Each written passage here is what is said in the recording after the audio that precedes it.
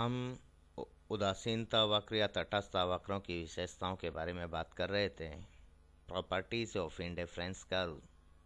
हमने पिछले वीडियो में चारों विशेषताएं जो हमने यहाँ दर्शाई हैं उन पर डिस्कशन किया है, उन पर चर्चा की है। लेकिन मोटे तौर पर एक बार फिर मैं आपके सामने इस बात को रख रहा हूँ। तो उदासीनता वक्रों की 4 विशेषताएं मैं यहाँ लेके चल रहा हूँ। कई किताबों में 5, कईयों में 6 इस तरह से होती हैं। लेकिन ये जो चारों विशेषताएं ये बहुत महत्वपूर्ण है, तो चारों को ध्यान रखना चाहिए आपको। कि पहली विशेषता तो यह है कि उदासीनता वक्र बाएं से दाएं नीचे की ओर झुके हुए होते हैं, यानी उनका ढाल ऋणात्मक होता है। दूसरी यह कि उदासीनता वक्र या तटस्थ वक्र मूल बिंदु के प्रति उन्नतोदर होते हैं। और तीसरी ये कि कोई भी दो उदासीनता वक्र एक दूसरे को काट नहीं सकते, 2 या 2 से अधिक। और चौथी विशेषता के रूप में हमने चर्चा की थी कि उदासीनता वक्र, ऊंचा उदासीनता वक्र नीचे वाले उदासीनता वक्र की तुलना में अधिक संतुष्टि के स्तर को दर्शाता है। इनसे संबंधित जो संभावनाएं हैं कि भाई क्यों बाएं से दाएं ही उदासीनता वक्र झुका हुआ होगा और बाकी दूसरी आकृति क्यों नहीं हो सकती, या इसका ढाल ऋणात्मक ही क्यों होगा और इसका शून्य या धनात्मक ढाल क्यों नहीं हो सकता है, तो इसके बारे में हमने विस्तार से पिछले वीडियो में बात कर ली थी। ये जो संभावनाएं हैं ये संभावनाएं नहीं हो सकती, केवल और केवल इस आकृति का उदासीनता वक्र होगा। ये बहुत स्पष्ट रूप से हमने बात कर ली थी। दूसरी की उदासीनता वक्र मूल बिंदु के प्रति उन्नतोदर होता है। कारण क्या है कि प्रतिस्थापन की सीमांत दर घटती हुई होती है। और तीसरी विशेषता के रूप में जो हमने उपभोक्ता या उपभोक्ता व्यवहार का जो अध्ययन शुरू किया था, खास तौर से जब हमने क्रमवाचक दृष्टिकोण या उदासीनता वक्र विश्लेषण शुरू किया था, तो वहाँ मैंने आपको एक बात बताई थी कि उपभोक्ता का व्यवहार संगत और सकारात्मक होता है। संगतता उसके व्यवहार में कंसिस्टेंसी है कि अगर वो कह देता है कि मुझे एक केला और एक अमरूद से जो संतुष्टि मिलती है वो एक बिस्किट और एक सेब की तुलना में ज़्यादा मिल रही है। एक बार अगर उसने ऐसा कह दिया तो अब वो अगली बार ये नहीं कहेगा कि इसको उल्टा कर दो। अगर उसे कोई एक संयोग अधिक वांछनीय है, अधिक पसंद है, अगर वो उसको अधिक अधिमान देता है, तो किसी भी स्थिति में वो दूसरे वाले को पहले वाले की तुलना में फिर पसंद नहीं करेगा। अगर वो कहता है कि मुझे ए संयोग अधिक उपयोगिता प्रदान कर रहा है, उसने ये सोच समझ के तय किया है, खुद नहीं किया है, तो ए संयोग अधिक उपयोगिता प्रदान कर रहा है बी संयोग की तुलना में, तो अब वो किसी भी स्थिति में ये नहीं कहेगा कि बी संयोग उसे ए संयोग की तुलना में अधिक पसंद है या अधिक वांछनीय है। अगर वो ऐसा करता है तो ये संगतता की अवहेलना हो गई, उसके व्यवहार में संगतता नहीं है, कंसिस्टेंसी नहीं है। ठीक है, तो बिल्कुल वो अपना जो अधिमान व्यक्त करने में सक्षम है और स्ट्रांगली उसको वो बताता है, मजबूती से वो बताता है।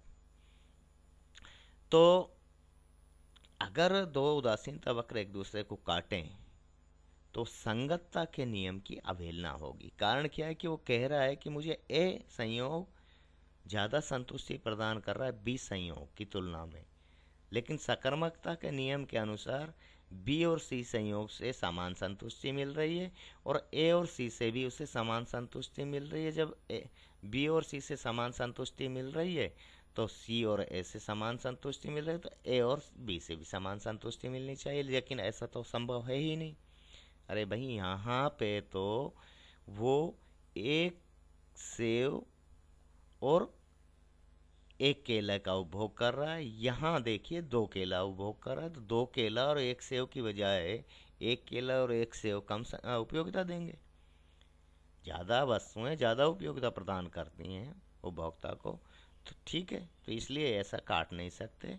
और इसमें तो कोई ज़्यादा कन्फ्यूजन आपको नहीं होना चाहिए, किस तरह की कोई समस्या नहीं है कि दो या दो से अधिक उदासीनता वक्रों का एक समूह दिया हुआ है, तो उसमें जो सबसे ऊंचा उदासीनता वक्र होगा वो सबसे अधिक संतुष्टि के स्तर को बताएगा, और सबसे नीचा उदासीनता वक्र सबसे कम संतुष्टि के स्तर को, सबसे कम उपयोगिता के स्तर को दर्शाएगा।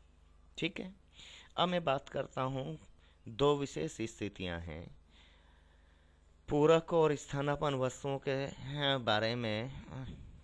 वैसे तो आपने अगर पढ़ा हो, किताब पढ़ी हो,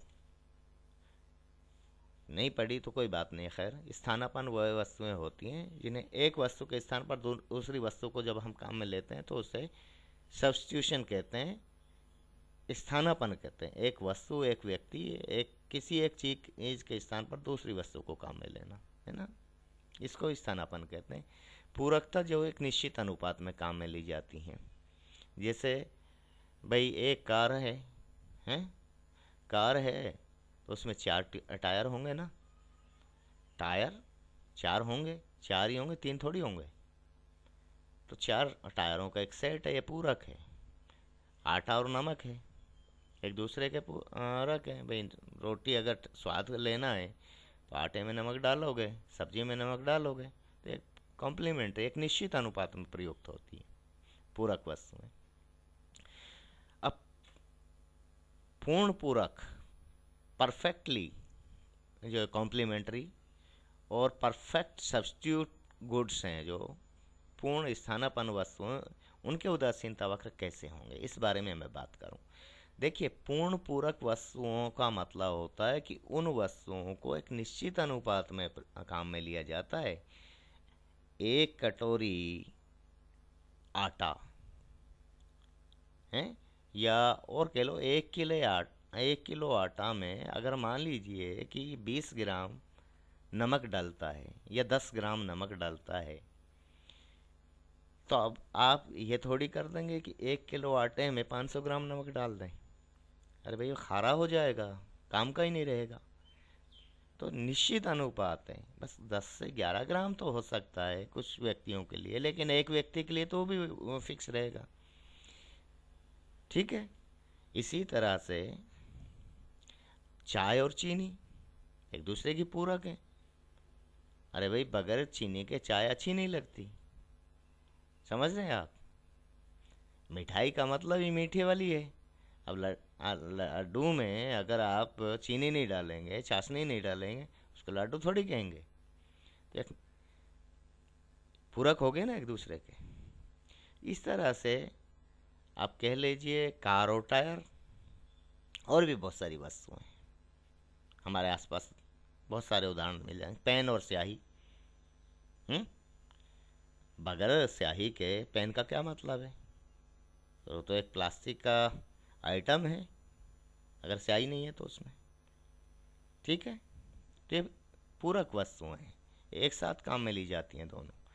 पूर्ण पूरक वस्तुओं के लिए जो उदासीनता वक्र होगा वो एल आकृति का होता है। कारण क्या है कि इनके अनुपात में कोई बदलाव आप कर ही नहीं सकते, एक निश्चित अनुपात में इन्हें प्रयुक्त किया जाता है। यहाँ आप ये नहीं कर सकते कि सब वाई वस्तु की मात्रा बढ़ा दें, बढ़ा नहीं सकते, किसी भी स्थिति में इसमें मात्रा नहीं बढ़ा सकते आप, ये ध्यान दें। तो इसी तरह से पूर्ण स्थानापन्न वस्तुएं जो होंगी, उनका जो उदासीनता वक्र है वो परफेक्टली, जो सब्स्टिट्यूट गुड्स हैं, परफेक्ट सब्स्टिट्यूट गुड्स का जो इंडिफरेंस कर्व होगा वो रैखिक आकृति का होगा। ऋणात्मक ढाल का तो होगा लेकिन रैखिक होगा। ये उन्नत दर नहीं है मूल बिंदु के प्रति, देख लो, कॉन्वेक्स टू द ओरिजिन नहीं है, ये रैखिक है, लीनियर है, नेगेटिव स्लोप्ड है, ऋणात्मक ढाल का है, बाएं से दाएं नीचे की ओर, लेकिन सरल रेखा के रूप में है। इसका कारण क्या है कि जैसे एक इकाई x की यहाँ प्रतिस्थापन की सीमांत दर स्थिर है, कांस्टेंट है। अभी मैंने लिया था ना, देखिए आप, प्रतिस्थापन की सीमांत दर पिछले इसमें विशेषता में ये रहा, यहाँ प्रतिस्थापन सीमांत ये वाला है। इसी के बाद x में एक एक इकाई की वृद्धि करेंगे तो जो जो उपभोक्ता छोड़ने को तैयार है वो समान मात्रा समान अनुपात में छोड़ रहा है। जितनी यहाँ छोड़ रहा है उतनी यहाँ, उतनी यहाँ, इतनी यहाँ, आगे जा हर संयोग पर समान रूप से एक अतिरिक्त इकाई x के लिए y की छोड़ी गई मात्रा जो है प्रत्येक संयोग के लिए समान है। तो delta y by delta x ये जो है ह्रासमान नहीं है, डायमिनिशिंग नहीं है, बल्कि कांस्टेंट है। ठीक है, प्रतिस्थापन की सीमांत दर इसमें समान होती है। तो पूर्ण स्थानापन्न पदार्थ हैं जो है ये मतलब एक के स्थान पर दूसरे को काम में लिया जा सकता है। अब जैसे स्थानापन्न पदार्थों के रूप में मैं बात करूं आपसे, तो चाय और कॉफ़ी का एक उदाहरण है। भाई चाय पीने की आदत है, सुबह सुबह किसी को चाय नहीं है तो ठीक है भाई कॉफ़ी पिला दो, यही तो करते हैं हम लोग। तो ये स्थानापन्न वस्तु की बात हुई। लेकिन पूर्ण स्थानापन्न, हालांकि वास्तव में प्रकृति में पूर्ण स्थानापन्न वस्तु का कोई उदाहरण शायद ही मिले, है नहीं, क्योंकि पूर्ण स्थानापन्न वस्तु हो जाएगी तो दो वस्तुएं नहीं रह के एक ही वस्तु बन जाती है। लेकिन फिर भी सैद्धांतिक रूप से तो ये होती हैं। तो इन पे बात जब हम करते हैं तो स्थानापन्न पूर्ण स्थानापन्न वस्तुओं के लिए जो उदासीनता वक्र होगा बाएं से दाएं ऋणात्मक ढाल का होगा, लेकिन मूल बिंदु के प्रति उन्नत दर नहीं होगा, और प्रतिस्थापन की सीमांत दर marginal rate of substitution constant होगी। ठीक है, यहाँ तो प्रतिस्थापन संभव ही नहीं है। यहाँ देखो, यहाँ तो प्रतिस्थापन हो ही नहीं सकता, क्योंकि इनका एक अनुपात है, एक निश्चित अनुपात में।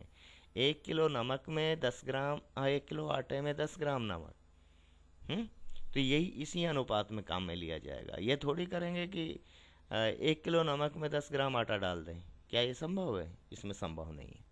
तो इस तरह से प्रतिस्थापन की सीमांत दर इसमें जो पूर्ण स्थानापन्न पदार्थों में कांस्टेंट होती है, और यहाँ प्रतिस्थापन संभव नहीं होता है। तो मोटे तौर पर ये जो काम की चीज़ें मैंने ये डिस्कस कर ली हैं। अब अगले वीडियो में हम जो है उपभोक्ता के संतुलन, उदासीनता वक्रों की सहायता से उपभोक्ता के संतुलन की तरफ जा रहे हैं, धीरे धीरे वहाँ पहुँच जाएंगे, उसको डिस्कस करेंगे। आज के लिए इतना ही। थैंक यू, धन्यवाद।